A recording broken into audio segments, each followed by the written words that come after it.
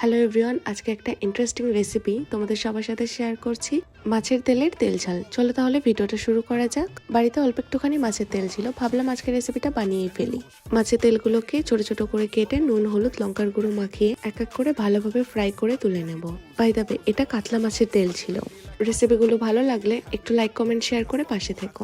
এবার ওই সেম প্যানে গোটা জিরে শুকনো লঙ্কা তেজপাতা দিয়ে কিছুটা পরিমাণ পেঁয়াজ কুচি দিয়ে প্রায় 2 মিনিটের মতো ভালোভাবে ফ্রাই করে আগে থেকে মুখ চিরে রাখা রসুনের কয়েকটা কোয়া এর মধ্যে দিয়ে দেবো। এবারে এতে 1 চামচ আদা বাটা, 1 চামচ রসুন বাটা এবং সাথে টমেটো পিউরি দিয়ে ভালোভাবে মিশিয়ে নিয়ে ছোট চামচের 1 চামচ জিরের গুঁড়ো, স্বাদ মতো নুন, হলুদ, একটুখানি কাশ্মীরি লঙ্কার গুঁড়ো দিয়ে ভালোভাবে এটাকে কষিয়ে নেব প্রায় তেল ছাড়া অবধি। তেল ছেড়ে গেলে পরিমাণ মতো জল দিয়ে একটুখানি মিট মশলা এবং একটুখানি গরম মশলা ছড়িয়ে ভেজে রাখা মাছের তেলগুলো দিয়ে দেবো। প্রায় ঘড়ি ধরে 1 মিনিটের মতো ফুটিয়ে নামিয়ে নেব। ব্যাস রেডি আমাদের মাছের তেলের তেল ঝাল। সবাই খুব ভালো থেকো, বাই।